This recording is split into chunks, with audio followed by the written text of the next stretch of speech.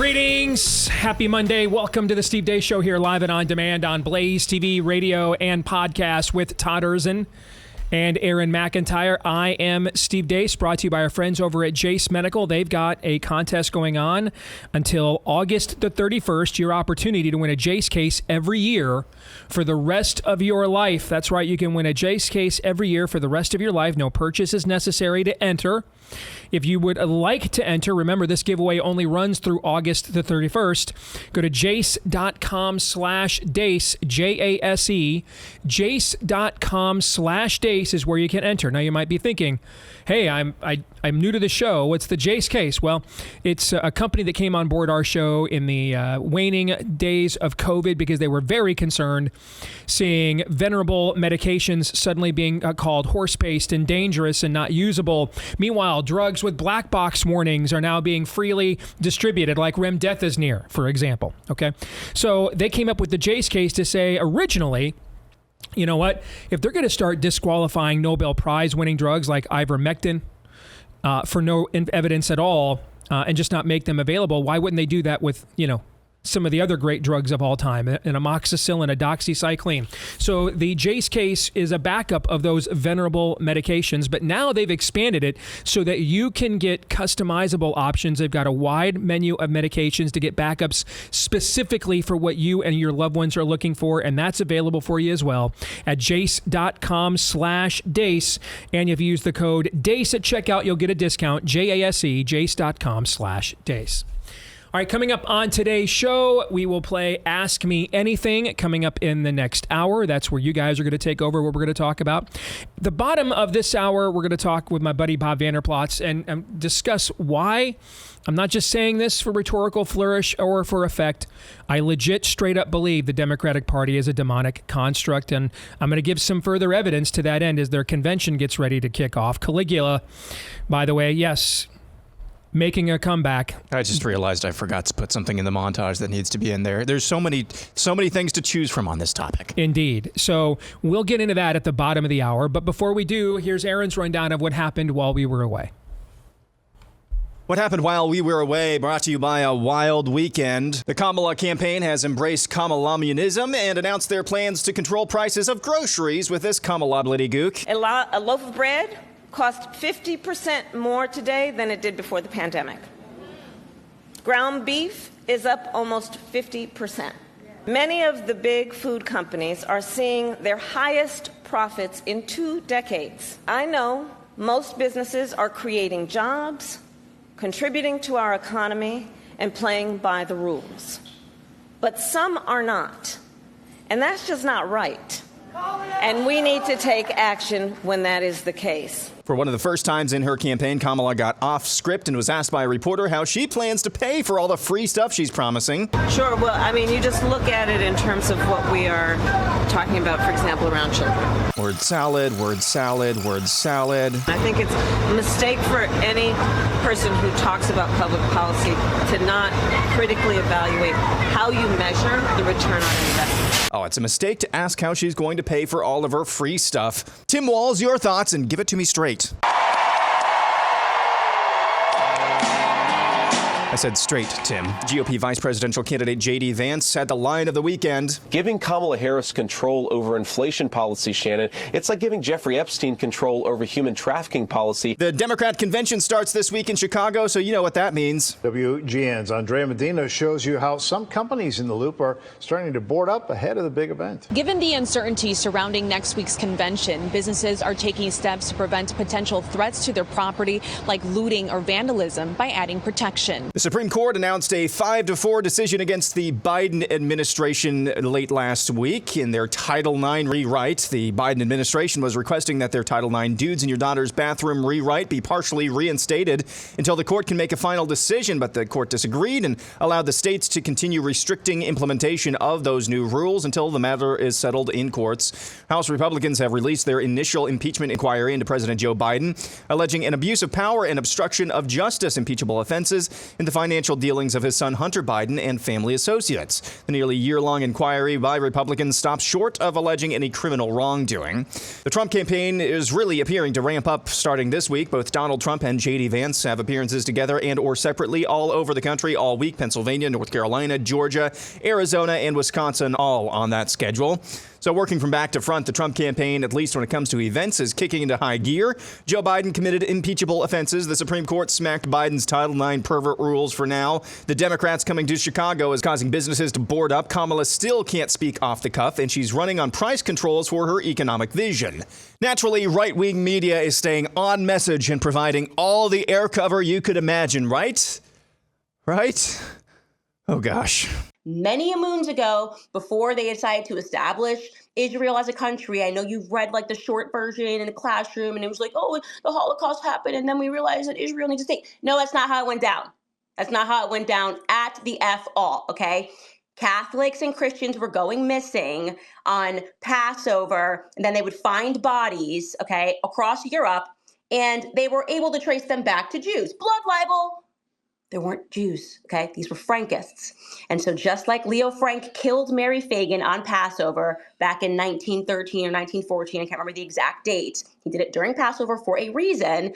This Frankist cult, which is masquerading behind Jews, still participates in this to this day, okay? Why would you want, as a small nation that is the size of New Jersey, okay, why would you want the pedophiles to flee there? Like, why would you want the pedophiles to be procreating? Unless the nation of Israel may have been established by some Frankists. Let's do a palate cleanser, shall we? Oklahoma Superintendent of Public Instruction Ryan Walters faced a letter from Oklahoma State House Republicans last week asking the Speaker of the House to start an impeachment inquiry into him. The House Speaker rebuffed those efforts, but that wasn't the end of the story. Buffalo Soldier! In the heart of America. Whoops, wrong clip. It is time to start the proceedings immediately. The Speaker wants to impeach me for political advantage in the 2026 governor's race. So then let's start the impeachment proceedings. I am calling on Speaker McCall and Mark McBride to begin their impeachment proceedings Monday. It is time for Oklahomans to have the answers. I have provided them a record amount of information. I continue to provide their offices with a record amount of information and documentation. I want the people of Oklahoma to see everything that my agency is doing. I want the people of Oklahoma to see everything that's being done here in this Capitol. And so I welcome those proceedings to start Monday. And that's what happened while we were away. That's how it's done right there.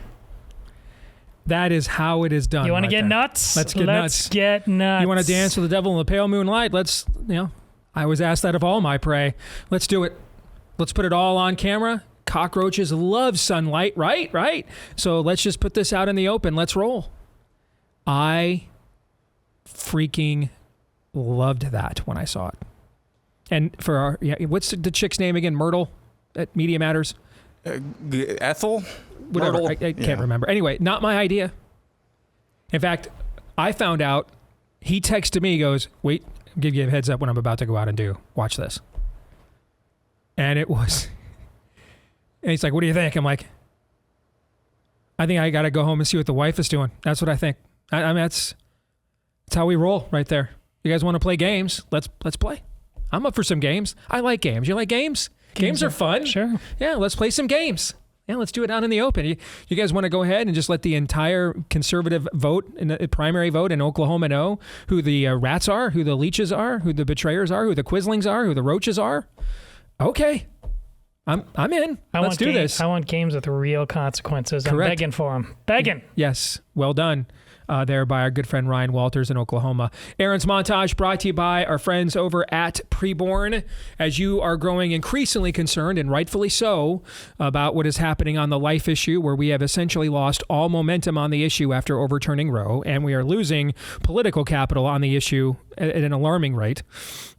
There are still plenty of ministries doing great work, and one of them leading the way are good friends over at Preborn. That's why we've aligned with them here at The Blaze. That alignment, you guys have helped to fund saving, we estimate conservatively, tens of thousands of babies. And we would love to see that continue, and even more so. And it's just, they have the same method that has been the most successful movement in the history of humanity. Truth and grace. They put them together. They confront moms with the truth that they are carrying a child that is not an unviable tissue mass, but a heartbeat that doesn't belong to them. And if that, most of the time it does, but when that convicts the mom to not go through with murdering her child, they are then there with the grace for the mom too, sometimes for up to 2 years after the baby is born. All of this is made available for free to the mom and her baby, but it's not actually free. So they need funding from people like us. If you'd like to make a tax-deductible donation today, can you think of anywhere else you'd give $28 and maybe save a life with that today? That's what it costs for one of these ultrasounds at Preborn. Preborn.com/Steve is where you can go. Again, make a tax-deductible donation today at Preborn.com/Steve.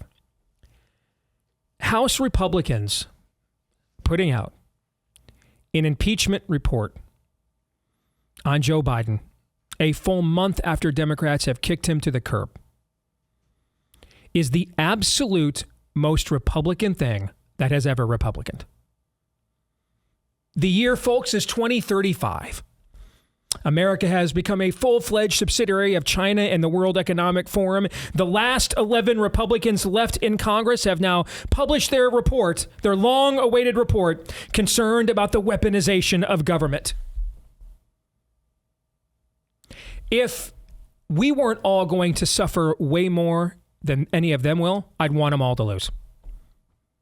But we're going to suffer way more than any of them will if that happens. By the way, right before we went on the air, I got a subtweet from Congressman Warren Davidson in response to, because what I just said to you guys, I put it on X first thing this morning. He tweeted back to me. He said, Steve, it's actually worse than this. We had to fight to get this report released at all.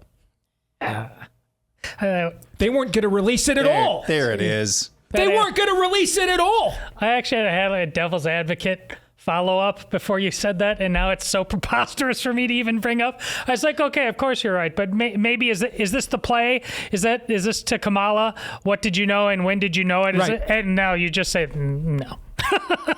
No, I mean, I just saw this 10 minutes before we went on the air. He's like, Steve, it's even worse. They weren't going to release it at all. Chef's kiss. Again, if I didn't honestly believe we were all going to suffer way more than them, I would want them to. We'd be better off without the party in many cases, because a legitimate opposition would arise. This is the very definition of controlled opposition. Very definition.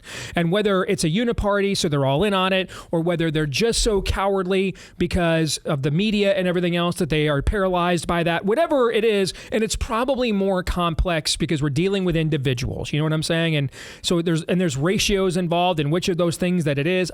But the outcome is the same regardless of whether it's a uniparty or they're just this big of manginas. The outcome is the same nevertheless.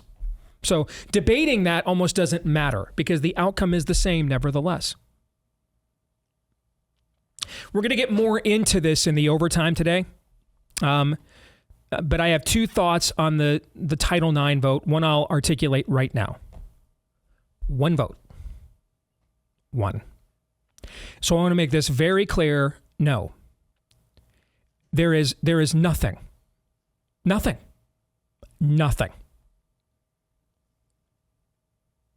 There is nothing stupid or tawdry Donald Trump could say for the next,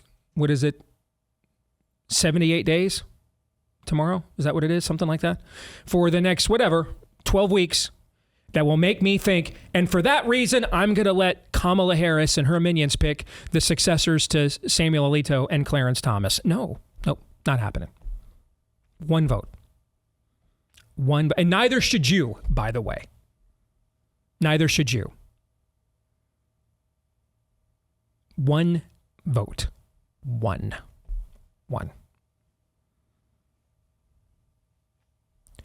Now, there's another angle to this. I saw this in my feed over the weekend, and I gave an explanation. I want to offer it to you guys. I don't have time right now. But there's people are mystified at what Neil Gorsuch did in siding with the left on this issue. And there's an explanation for it, because I think he's been absolutely the strongest Supreme Court justice that Trump has appointed. So then how did he get this one wrong? I think I have an explanation for it. I'm going to offer that up to you in the overtime today at blazetv.com/Deace. Was that... Well, wait a minute. Was that one of the Ask Me Anything questions I don't know that's coming yet? No, not that I recall. Okay. In case it was, maybe we put another one in its place. Yeah. Okay. Because I want to explain that in the overtime today at blazetv.com/Deace. But I want to spend the rest of my time in this segment explaining something else. There are moments where something has to be confronted and dealt with. Because what it represents if you let it in comes from such a dark place, even if it is well-intentioned. Comes from such a dark place that if you let it in, it will undermine your side's ability, our side's ability to win on virtually any front.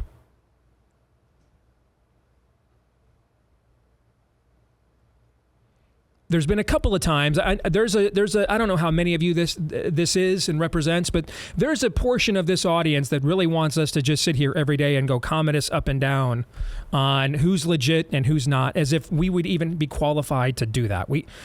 I have a lot of contacts, but you would be surprised how many of these people I don't even know. For example, between Conservative Review and The Blaze, I worked with Steven Crowder for like 7 years. Never met him one time. Never had a single conversation with him person to person. The only interaction I had with him was over a DM. And that was before we even formed Conservative Review and started working together. So I probably know more of these people than you do, given I work here, in this industry, but a lot of us are not as interconnected as you think. I mean, people are spread out all over the country and everything else. Okay? So... not to mention, the term grifter has been so misused now that it's basically the social media response to any time a conservative influencer or podcaster or someone with any kind of significant platform gives an opinion that I don't like, they're a grifter. I get called a grifter multiple times a day. Multiple times a day. I've lived in the same house for 18 years. I get called that multiple times a day. The term is beyond meaningless. Third, that's a massive distraction. So, number one, we're not qualified to appoint ourselves intergalactic umpire of the entire conservative media sphere, number one. We can all agree to that. We're not even qualified to do that, number one. Not the entire thing, just some of it. Number two, we get called many of the exact same names. You guys want us to call these other people you don't like those names. Yes. Number three, it would just be an incredible amount of distraction from being on message, okay, about the clear and present danger right in front of us. Fair in all those points? Yes. But there comes a time, though, and it's happened 2 other times, where I've broken ranks with my own position on this, because I thought what we were permitting to let in was going to be way more damaging if we allowed this to be mainstreamed on our side, because it would completely undermine our credibility overall as any kind of counter to the spirit of the age. And if you're new to our show in the last couple of years, I'll give you a couple of those examples. One happened, this is the COVID years. We had 4 years that feel like 1 year in the COVID years, but this was probably like 2018, 2019. And there was a there was a mainstreaming of a figure, a guy named Blair White. Another soul-damaged, mentally ill dude who thinks he's a woman. And he started even appearing on some shows on our own network. And, I'm not into internal going back and forth. I appreciate the fact that the Blaze lets us all have our own opinions.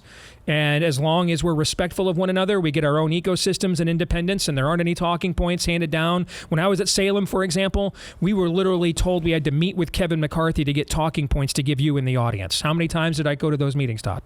Zero. I'd never attended one, and I was never going to. And in fact, in the meeting where they told me that we had to do this, Sean Spicer was the speaker they brought in because he was the Grover Dill of the RNC at the time. I got up and walked out of that meeting. It was in a hotel in Santa Monica, California. I just got up and walked out. No, I'm not doing that. Nope. Not why I left WHO to be given talking points to feed the audience. I'm not doing that. So I wouldn't do it even if the Blaze tried. Wouldn't do it anyway. But they also aren't going to try, which is why they platform people like us who they know aren't going to do things like that. Okay. This Blair White figure starts showing up on my own platform. Nope. Not doing that. I can't do anything about Fox News platforming Bruce Jenner. I can't do anything about that, right? But I got some influence here. And we start letting that stuff in, there's not going to be anywhere with that where I have any influence anyway. It'll be me or that. And I'm okay with forcing that choice. I'm not doing that. I'm not aligning with, we're not going to have, and that's where Aaron, I think you actually originally came up with the idea of the pansexual vegan, it came out of the Blair White stuff, right? Correct. Okay, yeah. Nope, not doing that, not happening. No. Nope. Second time was someone I do know and I like quite a bit and still like, and I say that in the present tense. And it's our former colleague, Dave Rubin, who's not here anymore. He went back to going out on his own. But nope, we're not going to celebrate homosexual surrogacy and purposefully denying children a mom. Not doing that. Don't wish ill will for Dave. I certainly don't wish ill will for those children. In fact, I want the best for those children. I want them to have a mom. Amen? Amen. So, not signing on to that. Not doing that. Nope, not doing that. And you're going to put that stuff on the platform I'm on. You're putting me in a position where I wasn't the only one. Allie spoke out against that. Some others did. You're putting us in a position where we have to, that's not what we're not promoting that. Not happening. No. And we let that stuff in and mainstream it now. And we undermine our credibility comprehensively on virtually anything else. We're just an echo of what we claim to be against. The stuff with Candace Owens is the third strike here. I had a guy come up to me at a conference I was at earlier this year and bring this stuff to me. I didn't entertain it at all. Not my event, so not my place to argue with him. I politely took it from him and then threw it in the trash the minute I got back to my room. This isn't a nuanced take. This isn't some, again, Christianity. When you have a biblical worldview, truth becomes obvious. And you realize that God wants truth to be obvious. He can't do much more to be known than give us a book for free with his thoughts and then put himself in our own human form to live with us, Emmanuel, God with us. God wants to be known. It is the Gnostic, pagan, heterodoxical ideologies that claim they have woven some code from the Bible or some unknown fabric of history that's been lost. And prove us wrong. Prove us wrong that Jesus, as a child, didn't heal a bird and then after he killed it and brought it back to life. Prove us wrong, the Gnostics said to the church fathers. You know what the church's father said? Get out. Get thee behind me, Satan. That's what they said. Get out. Not happening.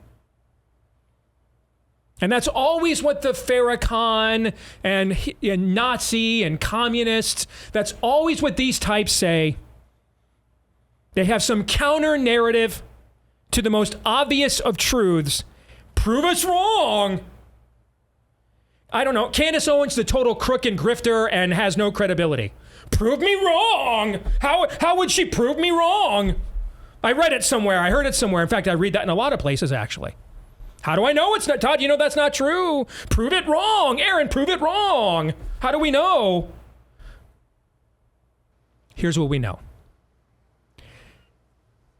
If a Zionist cabal has been running the world all this time, They suck at it. They didn't have a country for over 1,800 years. The country they're in now has been more cited by the UN than any other nation on earth, and it's not even close. This is the worst global closeted cabal of all time. It's the worst cabal ever. And it was powerless to stop 6 million of its own people from being slaughtered in the worst Holocaust in human history. That we know. Here's another thing we know. The timing of this. And that's how you know it's coming. Listen, I think you can absolutely question dispensationalism and whether we should use people's eschatology, that's a relatively new theory, to be the driving impulse of American foreign policy. We've done some of those shows, right? I think that's totally fair game. That's not what we're talking about here. I didn't agree with AIPAC thinking it got to try to take out Thomas Massie in a primary. Didn't agree with that. Okay? Don't agree with that. But here's how you know this stuff comes from a dark place. Look at the timing of it. She and her ilk have begun promoting this after October 7th. This is your response to the rise of Islam? This is your response to what's happening on the streets of London? This is your response to what's probably going to happen on the streets of Chicago this week? This is your response to what went on all the university campuses all spring long? This is your response to all the women that got raped and murdered by Islamists on October 7th? It is not to question how much more lenient the West should be of what has been a clear and obvious, historically documented invading force against the West for 1,500 years. No, it's to look at the people that were the victims of that invading force and say, blame the Jews. You're not smart. Don't let this stuff in. You didn't come up with a new angle. You're demonically deceived. The Lord rebuke you. Cast it out. This doesn't come from a good place. The Jewish nation is the most isolated it's been in its history since 1948. And now's the time we want to talk. A bunch of wealthy Jewish donors couldn't even get the universities who have endowments bearing their name to crack down on Hamas caucus protesters. But now's the time where we clearly need to see that there's a great globalist Zionist conspiracy running the world. Are you kidding me with this? You're not smart. You're dumb, or you're deceived, or you're the deceiver. Do not let that in. I'm not letting that in. And I don't care who it offends. I don't care who threatens me. I'm not letting that in. I'm not letting Blair White in. I'm not letting homosexual surrogacy in. And we're not letting anti-Semitism in. We've already got a party for that. They're having a convention this week. Let them own that topic. You're not smart. You're dumb. You're demonically level deceived, or you are the deceiver. There's nothing new. There's nothing nuanced about this. It comes from a very dark place. And you can tell it does given the timing by which it is emerging. The leader of Israel can't even get half the Democrat members of Congress to sit in a chair and hear a speech. But yet, he's the front for a Zionist club running the planet? Get out of here. You're too stupid to be taken seriously. Or worse, you're really good at this.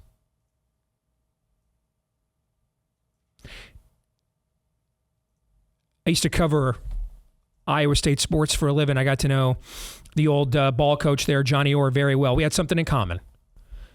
We both were Michigan fans who became Cyclones, and we got along great.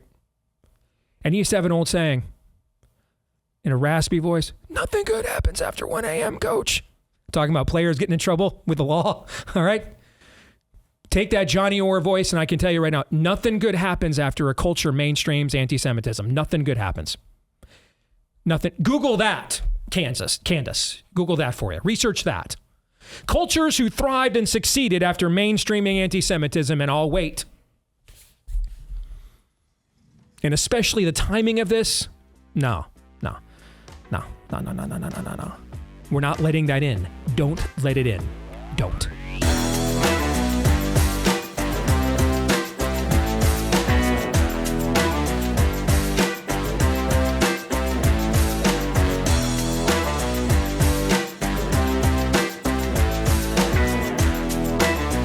Back here on the Steve Deace Show, brought to you by our friends over at My Patriot Supply.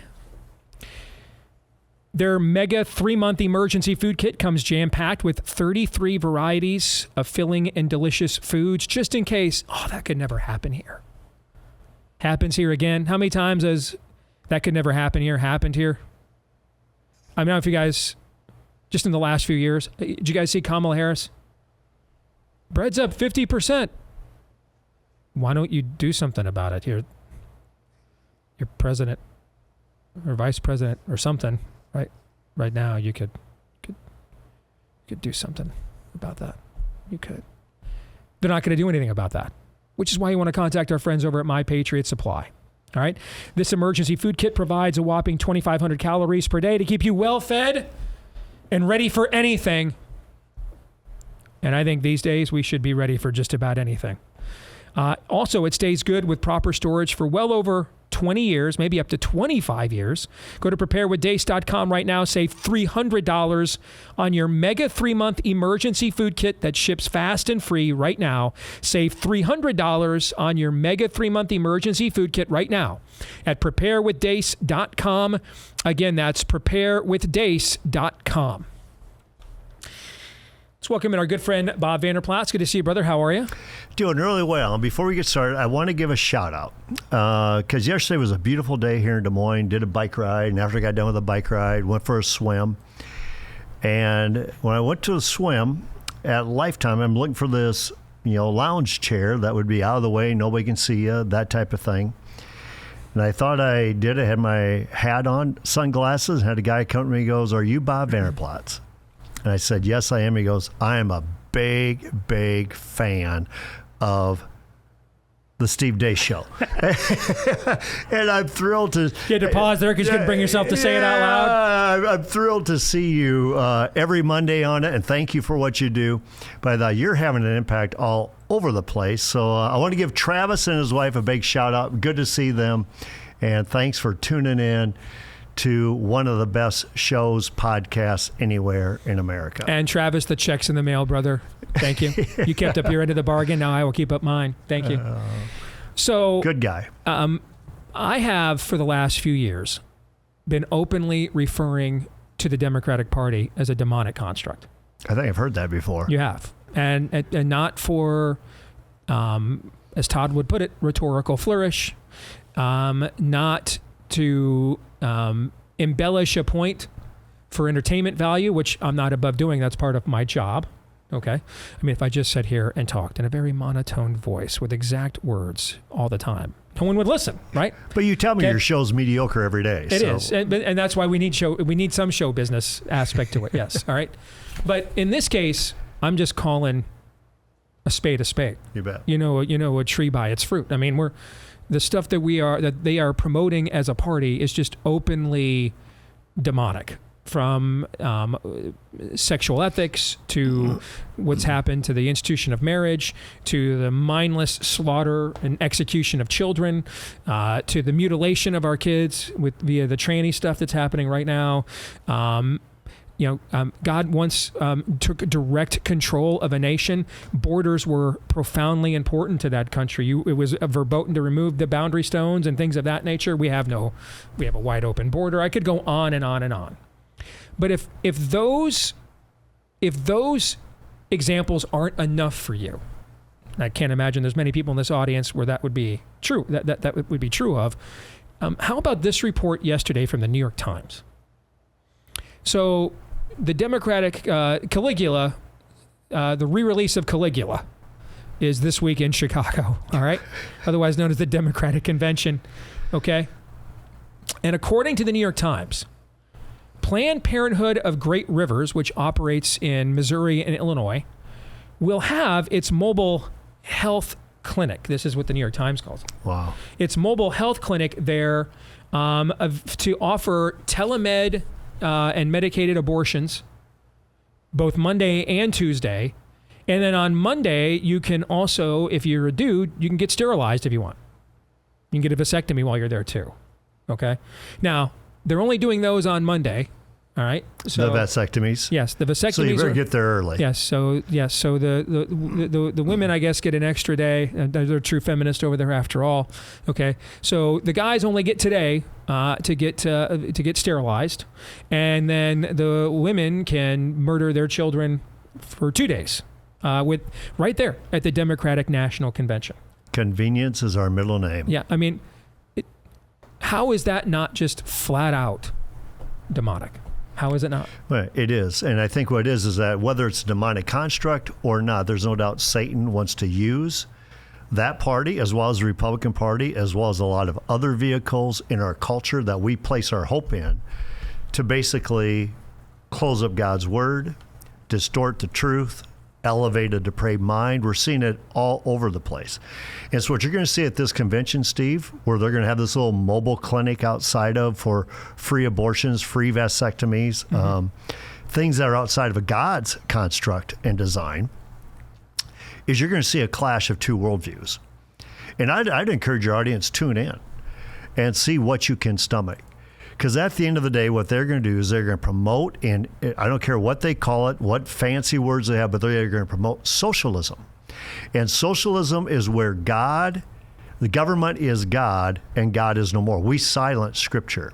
And that way, if you believe, whether you're Todd or Aaron or if it's your daughter Anna, Steve, if their children say, you know, I want to transition to another gender, and you say, but that you were born a male or you're born a female, and therefore we'll work through these issues, but we're not going to change genders. The government's now in control of your children. So can Satan use it? You bet Satan can use it. And Satan use it? Satan's using it mightily, as he's doing a lot of other vehicles, but you're going to see it on stage highlighted this entire week. And I'd say tune in, take note, and ask yourself, what am I to do at this time? The New York Times also adds, by the way, and Todd, you'll love this. Not like love, but sardonically love. Oh, that's most of the love that I experience. Yes. Oh, I was wondering where that was going. Love. Especially in the context of this conversation, I hear you. So the New York Times also reports, as of yesterday, there is a waiting list. The list of guys looking to get sterilized at the Democratic Convention is so long that with this outlet, there's a waiting list. And there is no waiting list for women with a medical abortion, so walk-ins are welcome. But the guys looking to get sterilized, there's a waiting list for that. The emasculation of society, and of men in particular. Man, we just talked about the team meeting, and we're talking about the abortion issue, which you're talking about right here. Mm-hmm. Having a mobile clinic out there, abortion on demand, no questions. You know, we'll pay for it, we'll take care of it. But I believe it was Communio or another group like Communio who did a research study on this. 86% of the time that the father is involved with the pregnant mother, the mother chooses life. The mother chooses life. But now here, this society, we've said it before, they want to take manhood away. They want to make manhood a disgrace. And so how much more of giving away your manhood than walking in a trailer and in a long line to say, take him out? It makes, again, in that worldview, what Satan's using the Democrat Party for, it makes total sense. But in our worldview and our belief system, it's like, how in the world do you do this? So we're not a show that just kind of brings these things up to do chuckle hut podcasting and ha ha ha. We got our engagement farmed out and got our clicks. Okay, I'm bringing this up because for I hope anyway, a much bigger point than just doing that. Which, by the way, I will not turn your engagements away if you offer them. I just want to make that clear. Okay, but you need to. Everyone within the sound of my voice, Bob, I think needs to understand, as we lament this, as we scoff at it, as we sardonically laugh at this in gallows humor taste, as maybe even some of us come to the conclusion, if anything, they're doing, if that's who these guys are, they're doing society a favor in a strictly culling of the herd Darwinian sense. I'm seeing a lot of that take. Okay. You need to understand, though, none of those takes, and I'm not sure that any of them are necessarily wrong, okay, but they're all insufficient to defeat this. Exactly. You need to understand, we're not going to quip or meme or scoff or shame people. And it's because we have become increasingly godless as a country, and this is now more than seeped into the water table of the right. All right, you most of the time we have, and I do this, as a husband. You read the book, for example, The 5 Love Languages, and you tend to try to love people the way Christ loves you. Yeah, that you receive love, exactly, yep. And that may not be what trips somebody else's trigger. So it might be acts of service for you, and you're like, I cleaned the whole house and did all the laundry for you as your wife, and she's like, I really just wanted some cuddle time and some words of affirmation, kind of a thing, right? All right. We have a tendency to project where we are upon other people, and so what you fail to recognize here, if you have the takes I just mentioned, but you leave it there, is you're not really recognizing what's driving this. This is religious zeal. These are offerings. These are alms. These are sacrifices. Okay?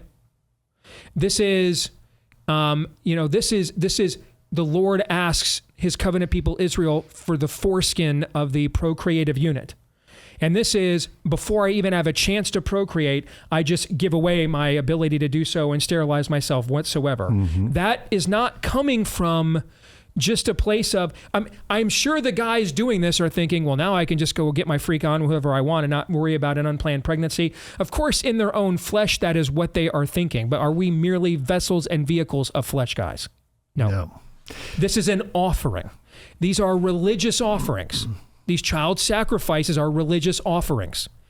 And the idea that we're going to keep the conversation down here while the enemy is operating up here at a meta level, and down here in a craven way, we're just going to shame and meme and quip and sarcastic our way in defeating this level of religious zeal, we will not. The only thing that will topple that level of religious zeal is a more righteous form of religious zeal, which is why the less religious and godless and more godless as a society we become, the more you've seen this stuff rise up to take its place, and you would never seen stuff like this in America 50 or 60 years ago. And Steve, as you're going through that, it's almost like I'm rewatching the movie Nefarious in my head. This is spiritual warfare. Mm-hmm. At the end of the day, this is spiritual warfare. What you're going to watch this week, by and large, is spiritual warfare. Why they're advocating for this, why they're promoting these type of things, why it's going to be government control, and why government is God, and why abort children on demand, and why have tampons in the men's locker rooms. This is spiritual warfare. And if it's spiritual warfare, it is only the gospel of Jesus Christ that's going to provide real hope, real freedom, real truth, break bondage, set people free. But the darker it becomes, the more potent the light is. Mm-hmm. And we as believers in Jesus and who are the church, we need to embrace that. Mm-hmm. What an opportunity for the church to be the church. So you're right. Those guys who are lined up outside of a trailer to get a vasectomy. And I think we all know the amount of guys who are married have spit out 3 or 4 kids with a wife and are our age.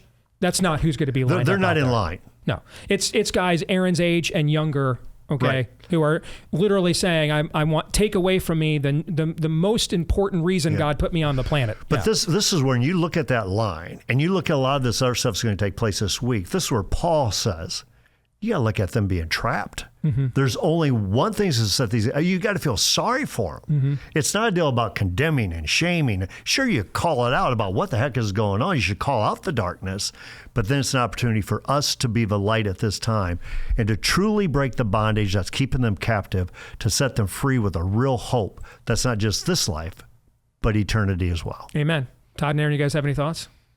Well, echoing in my head as soon as you brought up nefarious. If you sum up everything you said, Bob, it's I didn't know this was a fight. Oh, that's why you're losing. Exactly. It is the alpha and the omega about it. If you have to have an elevator speech to the modern day Christian who is so drunk on the fumes of nostalgia and Western whateverism, you honestly think that with this election here coming up, that really, football Saturday and Sunday is as long as that exists, things must still be good. No, folks, you are so badly deceived, and you are going to lose everything and anything you hold. Heck, the young guy, trust me, he has a plan. It's already in place. You've seen it. He's not going to have his own kids because he's going to groom yours. Yes, he is. Yes.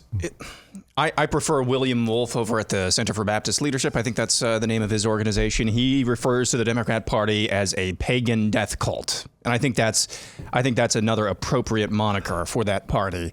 And I would add this. The take that you bandied about there about this is natural selection, things of that nature. Yeah. I mean, they're lining up for these sacraments at their main political event every 4 years, and their sacraments are offing themselves and future generations, basically, or their ability. And when I'm talking to themselves, you're afraid of your weird Aunt Sue? You're afraid of some side eyes at your school board meeting? You're afraid of rankling feathers of the crazy blue hair? No. That should be the take out of this, is that if you really were to do what your job is supposed to be as a citizen, they would be afraid of you. They would be afraid of you. But too many people are afraid of being offensive, afraid of offending people, afraid of mean comments on Facebook or on social media, afraid of weird side eyes in their community if they actually speak out about what's right, that men are men, women are women, and that abortion is murder. The only reason why they're doing this is because they're not afraid of us. They're really not. I think Aaron and Todd. 30 seconds, Bob. You get the last word. When I take a look at the good news of this, I just had this conversation with a couple at our home for dinner last week. Not just believers are looking at the culture and going, this thing's nuts. I mean, it is unraveling quickly. But people who don't believe in Jesus are looking at this culture going, this is nuts. I mean, men can become women, women can become men, we can compete in girls' sports, we can do it. This is nuts. What an opportunity for the church. And if that includes you that's listening, be the church right now. We need light. Amen. Well said, brother. Thank you. Thank you. All right, we'll come back hour 2. It'll be your turn to ask me anything. Always look forward to those questions, and we will unveil them here next.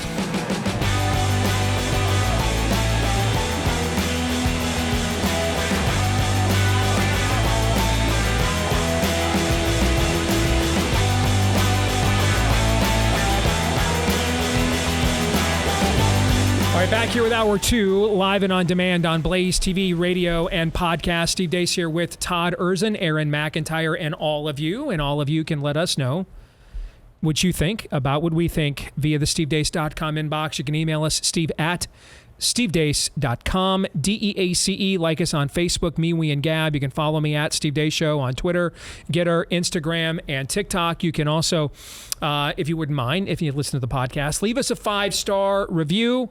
And that's if you like the show, of course, and a lot of you have, so let's keep those going. Thank you to each and every one of you for doing that has. And you can also hit subscribe, or if you're on iTunes, follow, and that'll make sure that every time we do a new show, it will end up on your podcast feed every single time, and we thank you for that as well. Thank our friends over at Hillsdale College for sponsoring this part of the show, too. As your students are heading back to school, here's a great learning opportunity. I know most of you represent some of the most informed audiences in all of media, so thank you for that. But I'm happy to tell you our good friends at Hillsdale have made it easy for you to learn even more with the Hillsdale College Podcast Network. You can learn from Hillsdale by listening to one of its excellent podcasts while taking a walk or driving to work. From Larry Arnn, there's the Radio Free Hillsdale Hour, online courses podcast as well.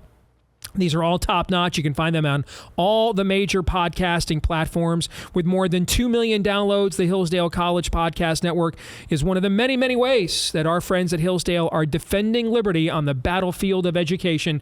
You can find your new favorite podcast today on the Hillsdale College Podcast Network at daceforhillsdale.com. Again, daceforhillsdale.com. That's Dace for Hillsdale, F-O-R, daceforhillsdale.com.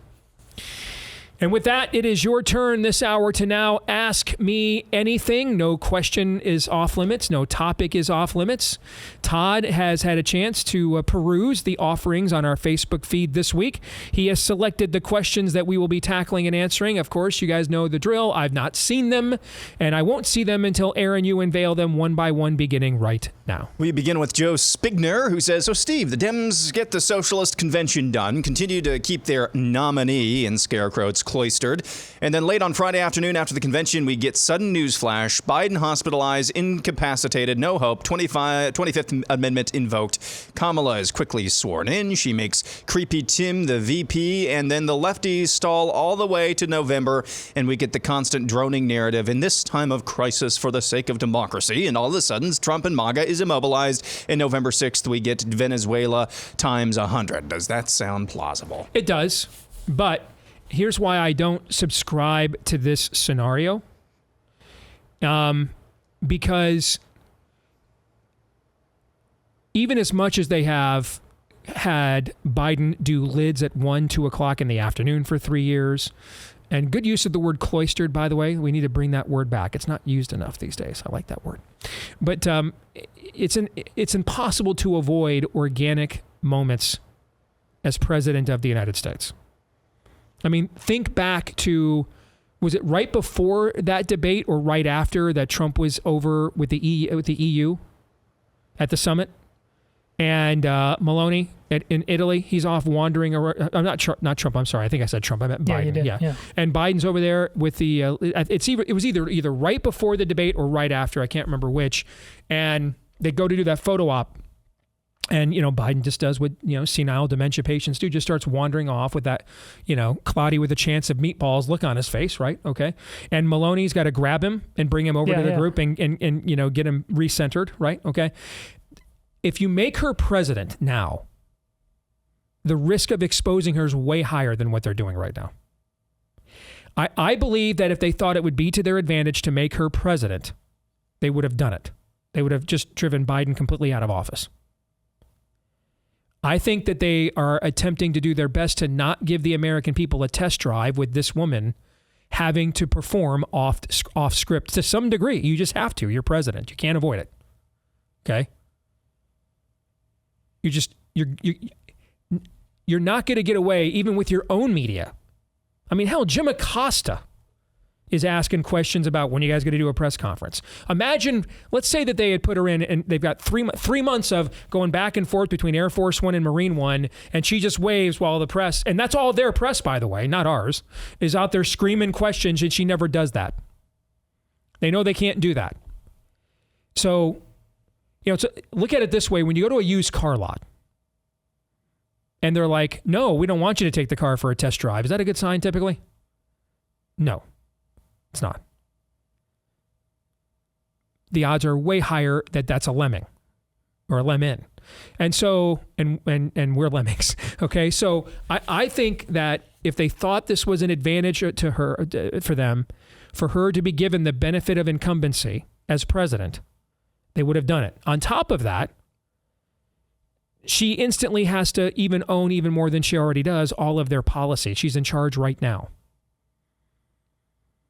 So I think that your scenario is plausible, but would be the kind of strategic error these people don't typically make. Because giving the American people a 90-day free preview of what it looks like with, that 97 IQ in charge doesn't make her more electable, and that's why they haven't done it. So that's how I would answer it. But I like the fact that you're thinking along these lines. I do. Next up, we go to Vicky Crawford. Will Trump run a commercial showing all the highest-ranking Democrats who literally called for Trump to be taken out, including shots of their supporters who were filmed holding his mock severed head, and ask the American public if that behavior is what they want to see in our most powerful government and industry leaders? It seems an obvious opportunity to educate the public of the farcical nature of their coexist slogan when they truly would eliminate us if they could. Vicky, you're hired.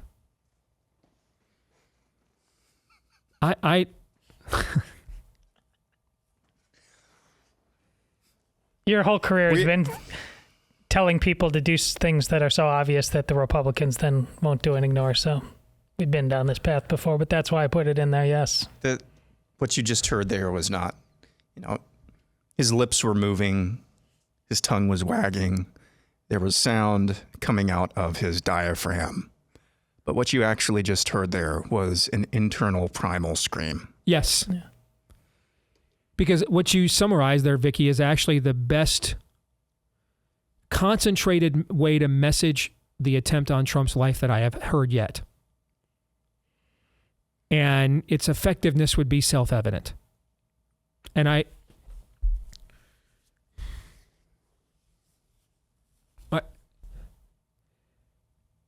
I've got a list of questions when I get to heaven, man. I've got a list. Okay. And the scripture offers no guarantee any of them are getting answered, but I'm asking them anyway. All right? Is Chris Christie here to get me a hamburger? I don't care if I got to follow Jesus around like that scene in Dirty Harry. I gots to know. Okay. Even heaven's going to put you in the void that I talk about. They're going to be like, no, Deace. Oh, no. Yeah. No. I can't settle. Give me at least a few of these, please. Okay. But if we lose this, the thing I'm never going to understand, I understand scam packs on the right. We've had a scam pack problem on the right for years. Much of the Tea Party was a glorified, you folks really meant it, but much of the efforts to mobilize you were just scam packs.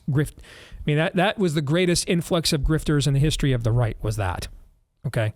So we've had a scam pack problem that pre-existed the current MAGA era. So while I'm disgusted that Stop the Steal did nothing to stop the steal, but was just a scam pack, that's not something that's new around here. You know what I'm saying? Right. People trying to do Aaron Burr-like profiteering off of politics on either side is not new. Okay? What was, Aaron Burr's line? That politics exists to line my pockets, basically. All right? So that is an evergreen, right? Evermore, quoth the Raven, right? People trying to profiteer off of politics. Gutlessness, okay? Republican ineffectiveness, like... Now today, we unveil the impeachment report against Biden a month after he's been kicked to the curb. And Congressman Warren Davidson of Ohio told me on X this morning, it's even worse than that. They weren't even going to release the report at all. So, okay. You guys, Aaron, you grew up listening to that show, right? GOP ineffectiveness, gutlessness. How are we aligned with these people? What can we possibly do about it? Todd, we've been working here since 2015. You've sat in that chair. Yep. Done this show a few times, right? Okay. A couple of times. All right. So there are some things when you're just dealing with human nature and what politics represents, cowardice, greed, okay? Mm-hmm. That's going to happen in any form of government, in any system, in any culture, in any custom, in any language, right? That's just part of the human condition, okay? But if we lose this thing, let me tell you what I am going to sit here and I'm going to need to, remember that song when we were kids? Dear Mr. Jesus, I'm writing this to you. Something really scared me when I saw it on the news. Do you remember that song? I do not. You got to look that up. That was one of those like 80s one-hit wonders, okay? It was called Dear Mr. Jesus, I'm writing this to you. And it's a little girl's voice. Something really scared me when I saw it on the news. You don't remember that song? Oh, and you didn't become a Christian right then and there? No, it didn't work. No, that wasn't it. That is not what the Lord used to call me home. No, it was not that, okay? If anything, I thought, never. Okay, so... another argument for election. Anyway, I digress. But I'm going to write a Dear Mr. Jesus letter when this is over, okay? If we lose, and I don't think we will, but if we do. I do. And I hate you, okay? if we do, the thing I'm going to need to know that I cannot explain, I cannot explain that this is not explicable with the human condition at all. And it's completely incongruent to the nature of our candidate. The thing I'm going to need to know, and it's going to have to be information that is from a transcendent source, is how is it possible that Donald Trump did not milk his own assassination attempt enough? How did that occur? We could have game theoried out every scenario possible of this election. And none of us, no matter if we had done a papal level enclave and we're in there for days, man. He sold T-shirts with his own mugshot on it. The dude sold hems of his garment that he got indicted in.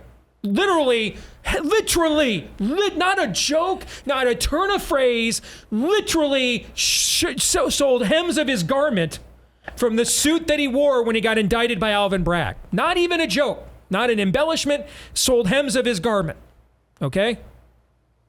Sold gold shoes. Gold shoes. I had this talk with my brother on the phone coming in this morning about this thing. Gold shoes. Limited edition, by the way. Yes. Digital trading cards. Yes. That maybe you can put in your spokes of your bike. Okay. But I almost got shot in the melon. But when he took a friggin' bullet for America. Yeah.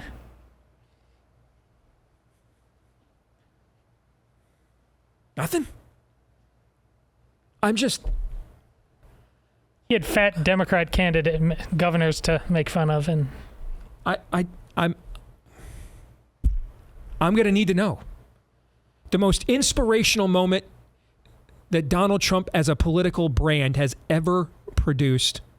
The most inspirational moment I've seen as an American since 9/11. Standing up there, taking a bullet to the face, fighting. Literally, dudes it's like freaking Iwo Jima. All right, where there's Secret Service people. You can make a statue of this. Secret Service, well, of course, many of them are women, so that kind of explains it. But they're like crawling on him to get him to come down. And he's like fighting him off with that adrenaline shot with his fist pumped. Fight, fight, bleeding from his face. I don't know why we didn't sell socks. I don't know why we didn't sell jock straps. I don't know why we didn't sell underwear. I don't know why we didn't sell free balling. Okay? Sell it all. Sell it all, man. Sell it all. Sell everything. Aaron, what were you saying about a silent scream? Yeah. How is it possible that it is a political crime, and whoever is responsible for this should never work in politics again. It is a political crime that you guys denied me. You denied me what I do best. Sanctimonious hand-wringing over cringe-inducing, nearly idolatrous political branding. How did you deny me this? How is it possible we never did that show? How could you deny the Steve Deace Show the ultimate opportunity to be sanctimonious? How did you take that away from us? I never in a million years thought we'd be sitting here thinking, damn, we should have milked that a lot more. Like I haven't even told Todd and Aaron this. 48 hours, sign still in my yard, by the way. Still the only one in my entire caucus precinct with a Trump sign in the yard. This guy, okay? But I will admit to you, 48 hours after the adrenaline wore off of that event, I did get up and think, did I overreact here a little bit? Okay, I did. All right? Okay. All right. I did. I will admit that. This is the honesty that you come to this show. That's right. I will admit that for about 10 minutes I entertained. Okay. Did I overreact to this? And then I thought, no! The dude got freaking shot in the face! Okay? By a guy that could not have, that was a flunky from the math team who somehow circumvented the entire Secret Service apparatus, which means he didn't circumvent the Secret Service apparatus, if you know what I'm saying, right? So no, I didn't overreact. Okay? No, I didn't. And I would have guessed, I would have bet if we'd had sat in a room We got Newt Gingrich's that he called me about 2 months ago, enclave together, get all the smartest people I know in a room, conjure up the things that will determine this election we can't think of right now and how we react. Someone comes up with they try to kill Trump. That would probably eventually come up, right? And then the follow-up take is, and then Trump's just not going to milk it enough. No one would have done that. Never would have happened in a million years. If anything, it would have been like, we are going to milk this to the point we're going to turn the public against us. We're going to go way overboard. You know, we're going to turn this into the Omen 5. Okay. All right. The Antichrist takes the blow and is resurrected. Okay. Nope. No, we just moved on and talked about whether Kamala Harris is of Indian descent or black or whether she's using AI for crowd shots, and we did that. We did that instead. If we lose this thing, I'm going to need to know.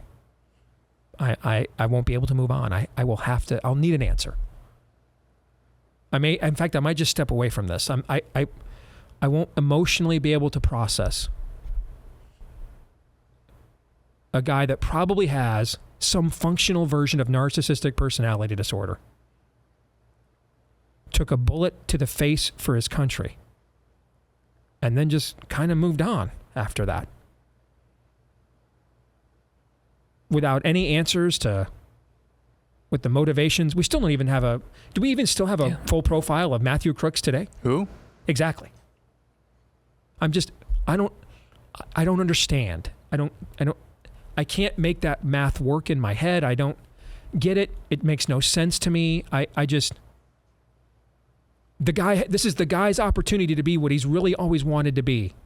Loved. The one thing, Donald Trump wants to be loved. Badly. And now he's got the ultimate moral high ground. I took a bullet for the country. And not only did he not indulge this to such a way that he turned people against him for it by trying to overly profit off of it politically. He didn't profit politically off of it at all. At all.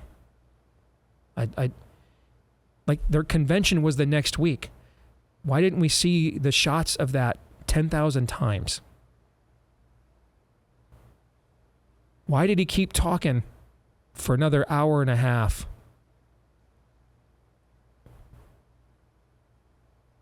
After talking about his assassination, when he had everybody on his side. Why do they not talk about it? Why do they not bring it up? Why is the Republican Party not countering the Democratic convention with hearings on who the hell is Matthew Crooks and how did he get where he got? I don't know. I can't explain it. It's not natural. The natural human condition is to take this kind of moment and Lusitania, if you know that historical reference, okay, to turn it into the sinking of the Lusitania. That's what the natural inclination of man is when this level of moment. It is to exploit it to egregious points. From a guy that already doesn't mind tacky. He's selling hems of his garments. He's selling golden shoes. He's selling digital trading cards. I think we all know Donald Trump, tacky, not in his vocabulary. But yet, he has this Churchillian moment where he takes a bullet to the face. They tried to JFK our nominee in broad daylight.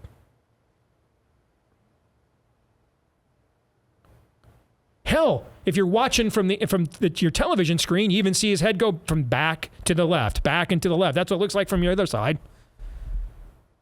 They tried to JFK him there, right there in broad daylight, man. And the dude just moved on. I don't know. I don't know. But if we lose, it will be one of the biggest reasons why. And now it's too late now, I think. Now it looks really contrived to bring it back and everything else. Okay. I don't know.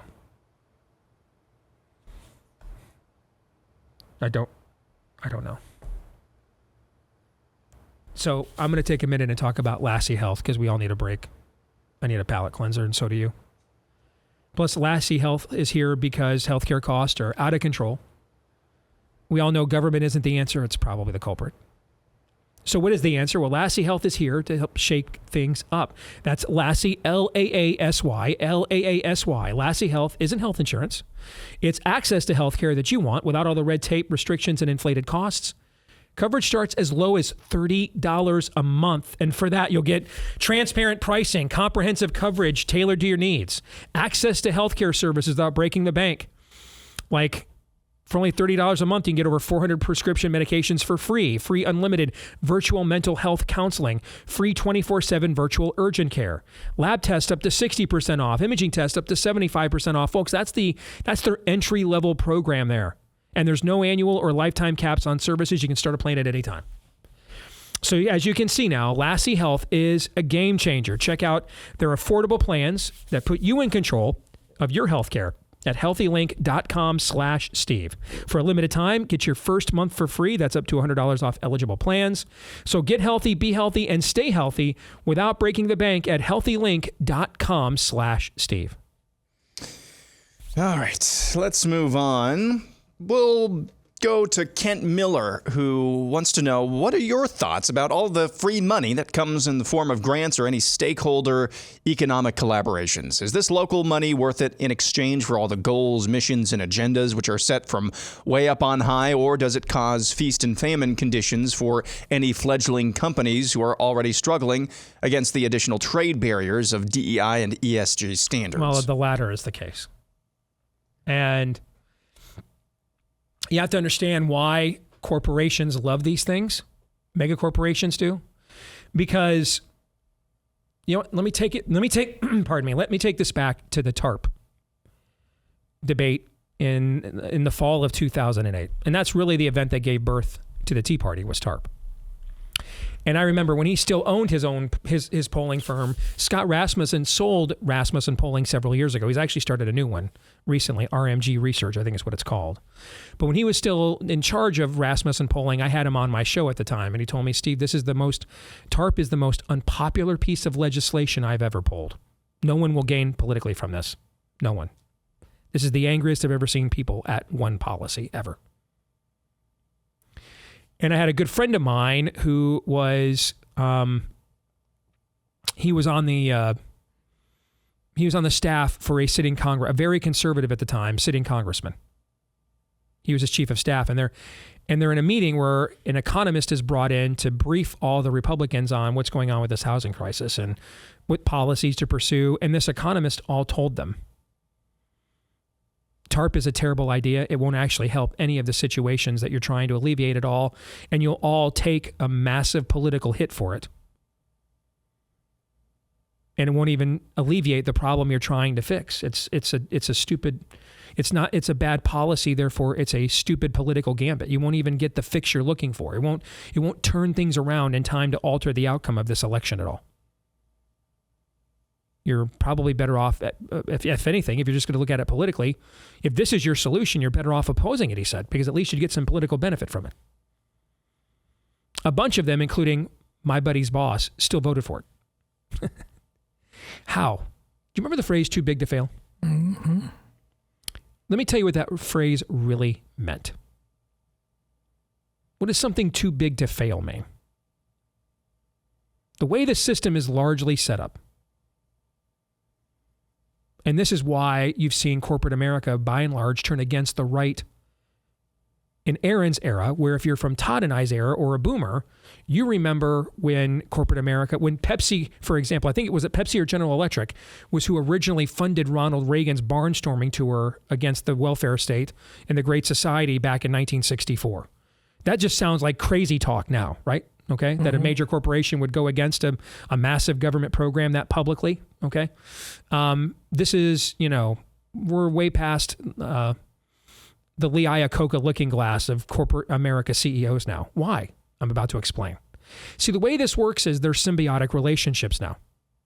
Government provides these kinds of incentives that you just described and benefits to corporate America. Corporate America then, in turn, returns the favor with the amount of political grift and mother's milk that you and I just can't afford at $50 a pop. That's what too big to fail meant. If they take all these massive banks and lenders and allow them to suffer the consequences for their predatory practices, and they end up getting broken up into small or regional entities, those small regional entities, as a result, they can't afford to make these massive donations to these political parties. But if they leave them in place as they are, they can. And these guys the money just gets funneled back and forth to each other, man. All right? It's the equivalent of just, the conquering army just has captured the women and turned them all into concubines of the civilization they just acquired. They just conquered, and they just passed the concubines amongst themselves. That's essentially what it is. That's what too big to fail means. If we let these people that can write us the big checks fail, we fail. Can't have that. And so the reason why you see corporations love this kind of stuff is because this makes it really hard for entrepreneurialism to compete with them. Because if you're an entrepreneur asking, hey, where's my handout? Where's my cut? You don't bring the critical mass of benefit to the political process for them to give that to you. The corporations do. So they keep getting those kinds of benefits. And that keeps them in positions of prominence to not face any real entrepreneurial competition. So this is corporatism. This is not a capitalistic system.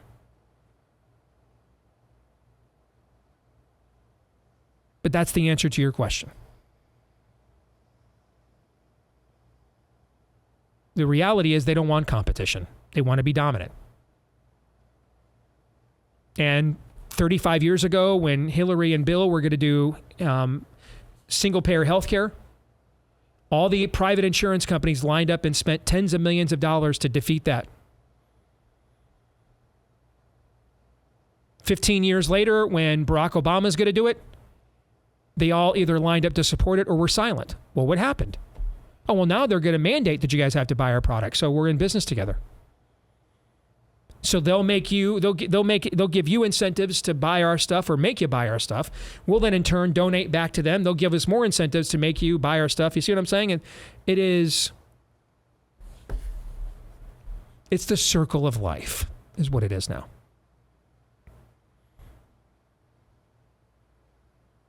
Treason never prospers. What's the reason? Because whenever treason prospers, none will dare call it treason. That's why there's no major constituency to limit government, to cut debt. There's no vested interest in it. Everybody's vested interests are in continuing to keep this charade going. More in a moment.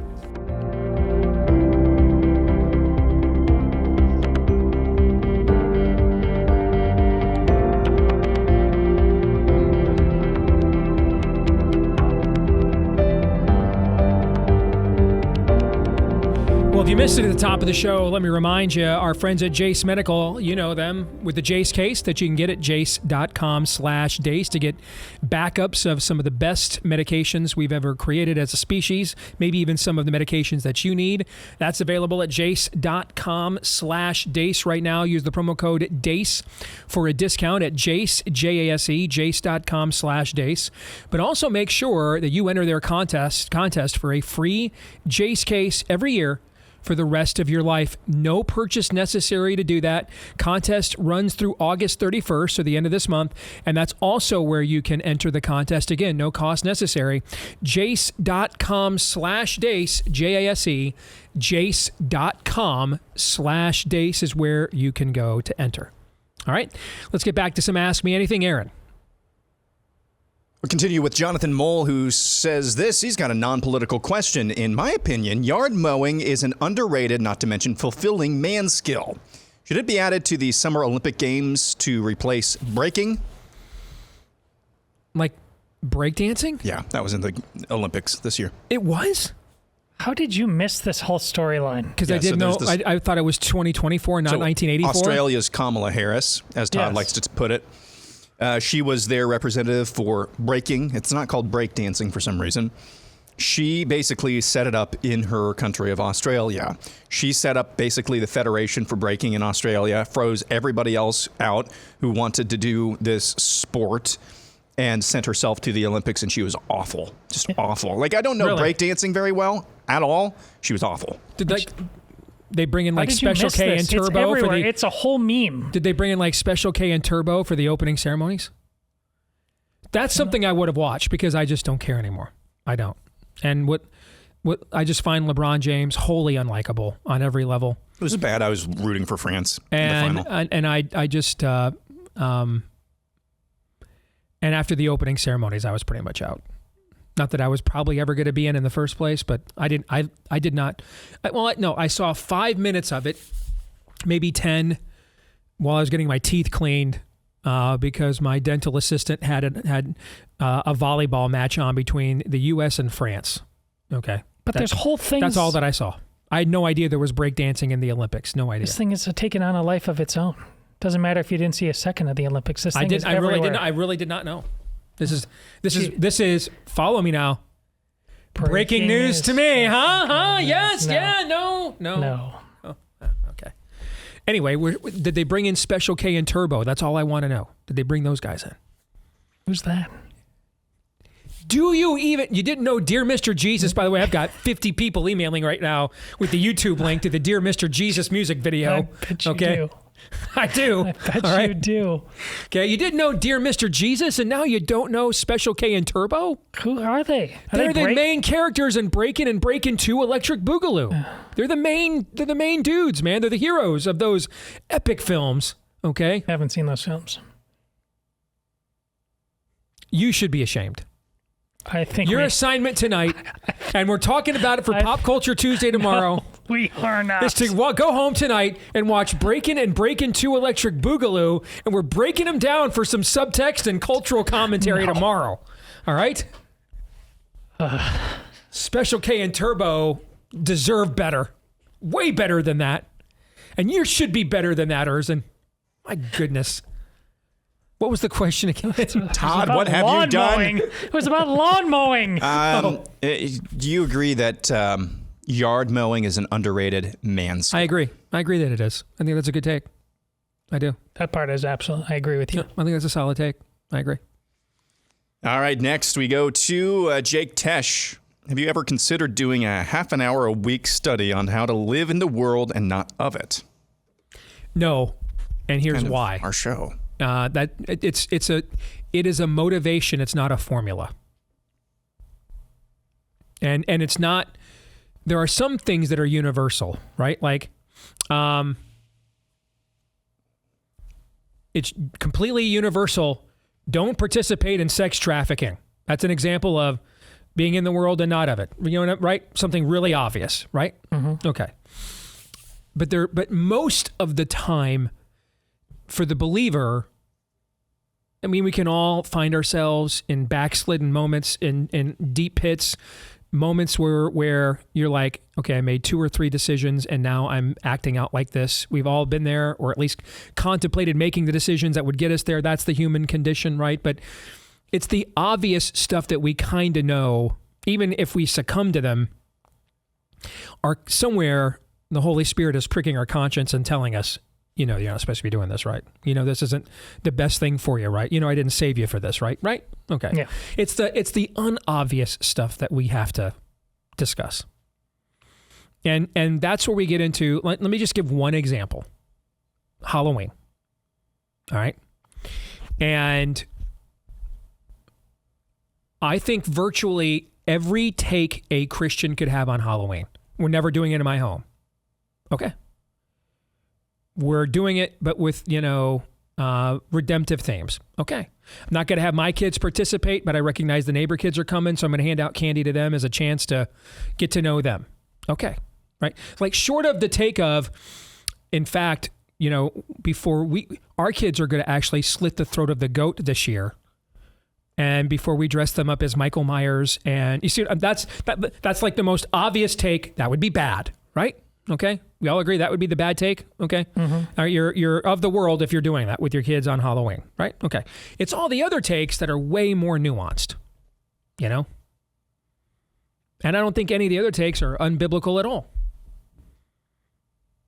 But that doesn't mean just because they're not unbiblical, does that then vis-a-vis mean they're automatically biblical? Does it mean that? No. Because there are matters of conscience here. And Paul's going to allude to some of these when we get here in Romans, we get later on in this book. So, like, for example, I would say if you came out of the occult, and not even like a fascination with it, but you were an adherent to it. All right, you might have even considered yourself a Satanist, or maybe you didn't realize it at the time. But then after you got called out of it, you realized how dark you went down those rabbit holes where you're not, you know, I remember the last time I went to a haunted house was the first year after I got saved. So I got saved in September, and then me and a bunch of my buddies that I went to Promise Keepers with, we were all real new converts, and it was like a March of Dimes charity event for a haunted house, and just thought we'd go, you know, and it was for charity, have fun. We got there and never went through the house because we're all Gen X guys. I mean, I don't know what it, you know, but when we went to haunted houses, it was basically just an excuse to take girls there and get close to them. I mean, we didn't like think it was like real. We didn't like build an experience of life around the haunted house. It was just an event to get close to girls, you know, scare people a little bit, scare them a little bit, have them draw close to you, not have it, you know, make it, you know, icebreaker kind of a thing, just kind of an adrenaline rush, and you moved on with your life.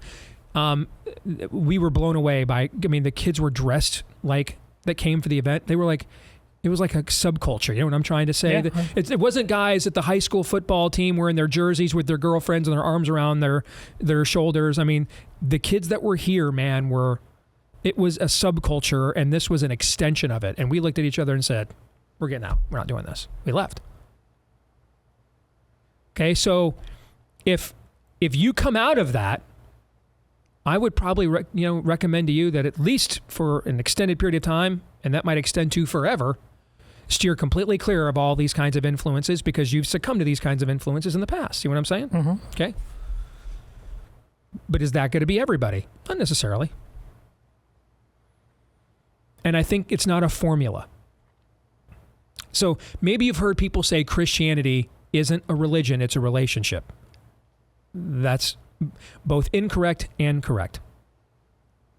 Christianity is a religion of relationship. It has ecclesiastical authority, it has creeds, it has dogmas, it has teachings, it has traditions, it has moralities. Okay? Those are the very embodiments of a religion. Okay? It is a religion. It is. But it's an asymmetrical one, in that all the other religions are about what you must do for God in order to earn his approval. Christianity is asymmetrical in that it is what Christ has already done through you, so that now you can be approved of. You see what I'm trying to say? Mm-hmm. It's from the inside out, not the outside in. But it is still a religion. Do not strip it of its power. But it's a religion that is based upon a relationship. Like, go home and tell your wife, honey, we don't have a marriage, we have a relationship. Think that'll play? No. Because the indication there is most of the time when you remove the formality of the label from the arrangement, you're kind of diminishing the full potency and gravitas of that arrangement. You see what I'm saying? You're basically making it sound like you guys just kind of going together for an extended period of time here. While a marriage is a covenant, like that cements something, or at least it's supposed to, right? Like the level of commitment there goes beyond, we really care about each other for an extended period of time in a monogamous way, but like, no, we are going to do life together. We're going to be one together in life till death do us part. Similarly, do not strip Christianity of the notion that it's a religion. It is a religion. But it's an asymmetrical one. Okay? Which is why Christians often, the closer you get to Christ, the less religious you appear. And it's not because you're antinomian, meaning I can live any way I want now that I'm a Christian, but it's because that relationship has grown so close that it's intimate even more than it's formal. Do you see what I'm trying to say? Like, same thing in a marriage. And why am I drawing an analogy? Because when Christ is describing his relationship with his people, the church, what human institution does he use more than any other in the New Testament to metaphor what this relationship is like? Marriage. Okay? The longer you have been married to you have, whether it's Bella or Jill, the longer you guys have been married, okay, the relationship is closer than it ever was, but it's even less formal, right? Now you feel the longer it goes on, now I can tell her anything. Now I can be honest about anything. She can do the same with me. See what I'm saying? Mm-hmm. So it's more intimate, but it's less formalized. Does that make sense what I'm trying to say? Yeah. Okay. And so the reason why people that have a close relationship with Christ do not come across as religious, it doesn't mean they have no standards. It doesn't mean they have no ethics. It doesn't mean they don't believe in anything. It doesn't mean they're all just affirming of everything. But they are growing so much closer to their Maker that there's an intimacy there where there's a desire to, just like a husband and a wife, the more they grow in intimacy, your natural desires for your spouse to please you are replaced by your desires to please your spouse. See what I'm trying to say? Mm-hmm. The relationship is now inside out, and the same thing happens as a Christian. You want to please God. You realize, wow, I don't have to repent. I get to. I screwed up again. I did the same thing for the 10,000th time I told Jesus the previous 9,999 times I'd never do again. And I get to go back to him and repent again, and he'll forgive me again. I get to do that. And then the closer you draw in that knowledge, then the less likely you are to do that same sin an 11,000th time, because you're realizing this is so much better than that sin. Way better than that. So it is a religion, but it's an asymmetrical one from the rest of the world. But in the question that you're asking, because of the relationship aspect, there are going to be plenty of things where Jesus is going to say to us, don't do that. That's bad for you. And he may not say it to somebody else because they don't have the same conscience you do. They don't have the same strengths and weaknesses that you do. They don't have the same temptations that you do.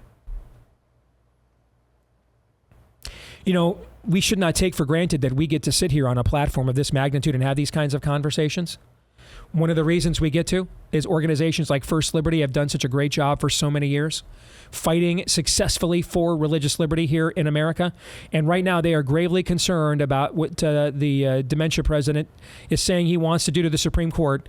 Listen, they want to limit the Supreme Court, not for the reasons guys like Daniel and I want to, because we actually want the court to be limited to its constitutional authority and witness.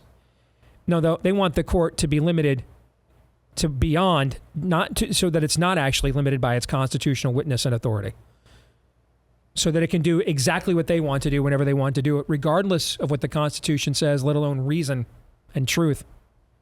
So if you have the same concerns, you can say no to court reform right now, to the Supreme Court coup, when you go to Supreme Coup, C-O-U-P, supremecoup.com/Deace.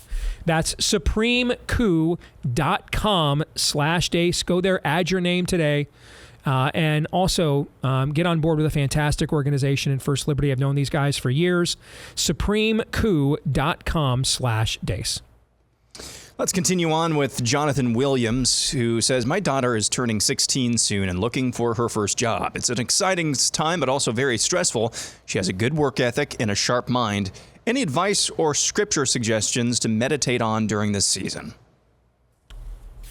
Yes. And I would meditate on this to give them room to learn from their own mistakes. And that includes counseling them and being honest with them about your mistakes so that they then make their own mistakes. They can learn from yours. Like the Bible also doesn't provide like a 30-point blueprint of how to raise children. There's a couple of large meta statements. Okay. Like the scripture in Proverbs gets quoted a lot. Okay. What Paul says in the New Testament about not exasperating your children. Children should respect their parents. Okay. But there's not like a blueprint. Because again, they're people. They're not formulas. They're not algorithms. And no one knows nothing I could say. I don't know your daughter better than you.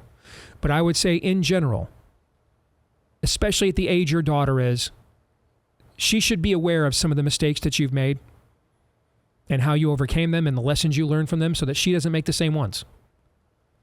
And then you give her room to learn from her own mistakes. You want to add anything to that as a guy who's raising 4 of these yourself? Well, just from the job perspective, I don't, it doesn't have to be utopia, do hard stuff, do toilet cleaning, I've done all of that. My first job was cleaning offices. Do things like that, case. Just like it. Learn about how, edifying just showing up and doing something you don't really want to do isn't getting that paycheck is. Correct. That's good stuff. All right, we're going to stick around and talk about what is going on with Neil Gorsuch and the overtime. For the rest of you, we'll see you tomorrow. Until then, Romans 8:28.